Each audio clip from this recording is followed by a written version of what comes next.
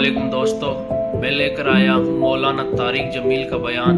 आपको पता पड़ जाएगी, बयान को पूरा सुने, हमारी ज़िंदगी कहाँ जा रही है। मरना तो एक दिन जरूरी है। इस्तिक़बाल करूंगा।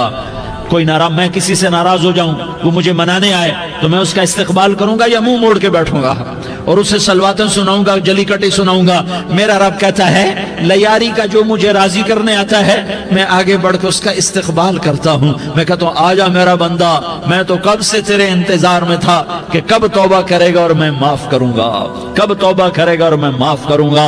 अल्लाह को अपना बनाओ, उसके दर पर झुकने के साथ हमारे गुनाहों की हैसियत ही कोई नहीं है। बनी इसराइल में एक आदमी ने 99 कत्ल किए, उसको ख्याल आया मैं तौबा करूं। एक इबादत गुजार के पास गया और उससे पूछने लगा मैंने 99 कत्ल किए हैं, मेरी तौबा हो सकती है? उसने कहा हरगिज नहीं, तू बड़ा जालिम है, तेरी कोई तौबा नहीं। उसको गुस्सा चढ़ा, उसने उसे भी कत्ल कर दिया, 100 कर दिए। फिर उसको ख्याल आया मैं तौबा करूं, तो वो एक आलिम के पास गया और उससे पूछने लगा मैंने 100 कत्ल किए हैं, क्या मेरी तौबा हो सकती है? कि बेटा क्यों नहीं हो सकती तौबा।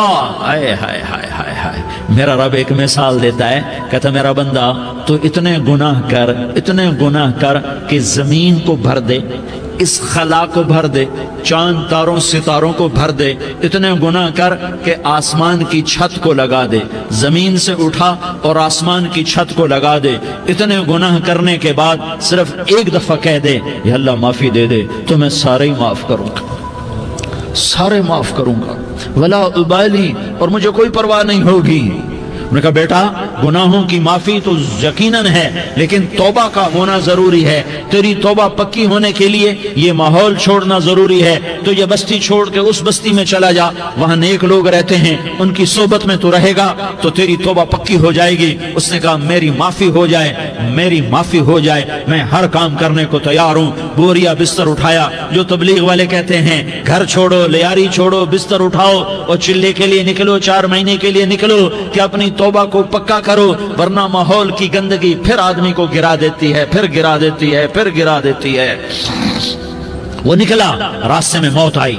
जब मौत ने झटका दिया तो उसने छलांग लगाई उस नेक लोगों की बस की तरफ। वो ऐसे उसके हाथ उसके आगे और पूरा जिस्म ऐसे आगे फैला हुआ। अल्लाह ताला ने लियारी वालों को किस्सा सुनाना था तो दोनों फरिश्ते भेज दिए, जन्नत का भी आ गया, जहन्नम का भी आ गया। जहन्नम वाले कहने लगे मुजरिम है, हथकड़ी लगाओ। जन्नत वाले कहने लगे मेहमान है, सेहरे पहनाओ। जहन्नम वाले कहने लगे तौबा अधूरी है, अभी तौबा पक्की नहीं है, अभी नेक लोगों के शहर को पहुंचा ही नहीं है कि मौत आ गई। और जन्नत के मैं कहने लगे नहीं नहीं नहीं, तौबा इरादे से हो जाती है, इरादा कर लिया तौबा हो गई, हमारा मेहमान है। अल्लाह ने तीसरा फरिश्ता भेजा, जाओ फैसला करो। क्या फैसला करो? वो यहाँ मरा पड़ा है, ये उसकी बस्ती है, ये नेक लोगों की बस्ती है, वो यहाँ मरा पड़ा था। अल्लाह ताला ने कहा फैसला क्या करता हूं कि ये फासला नापो, अगर घर के करीब है तो दोज़ख वाले ले जाओ, अगर नेक लोगों की बस्ती के करीब है तो जन्नत वाले ले जाओ। ये मेरा फैसला है। हाय हाय वाह मेरा रब, मैं तेरे कुर्बान।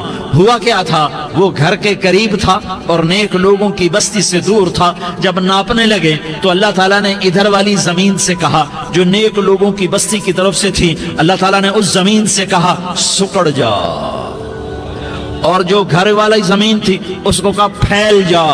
उधर की जमीन को फैला दिया और उधर की जमीन को सुकेड़ दिया।